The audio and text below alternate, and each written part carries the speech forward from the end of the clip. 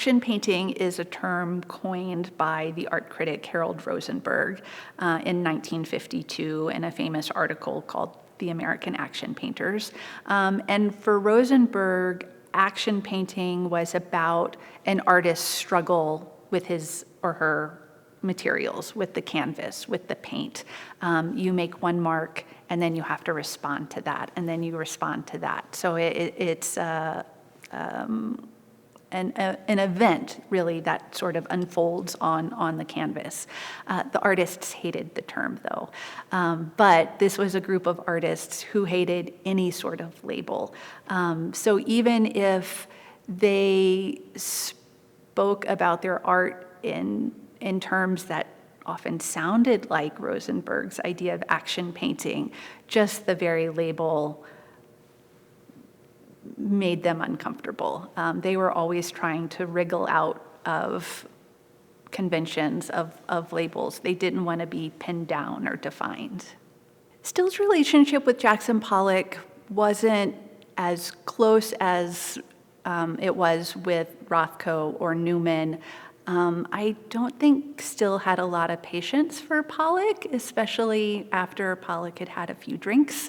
But I think Still saw something in Pollock and appreciated something in Pollock that he didn't necessarily always feel towards other artists.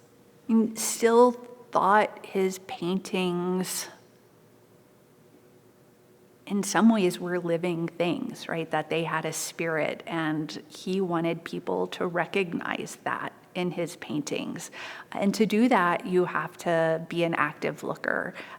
You have to interact with the paintings, their scale, look at their colors, look closely at their paintings, to really see the paintings for what they are and not for what you think they should be or what Still thought they should be. Still definitely valued individuality and independence. I suppose you could probably go back to his time growing up on a farm and the self-sufficiency that instills in someone.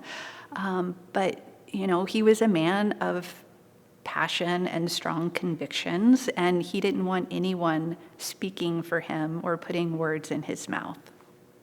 Still's naming convention for his paintings, PH and then a number, in some ways gives a lot of power to the viewer, right? He didn't want to burden or encumber them with pre-made ideas, with titles of a painting. And in a lot of ways, it's kind of generous and respectful. It makes the viewer an independent thinker, right? Just like Still wanted to be as well. I don't think people need to know anything about abstract expressionism or Still before they see the exhibition. And if they don't know anything about him or the other artists, I think really just looking at the paintings, what does it feel like to be in front of the paintings, on the right side, on the left side, close to the canvas, far away from the canvas. Even if you don't know anything about Still, you can learn so much from the paintings just by looking at how they fit on the walls, how they look in the galleries, what you can see from one gallery to another gallery. And I think that gives a lot of insight into the paintings themselves.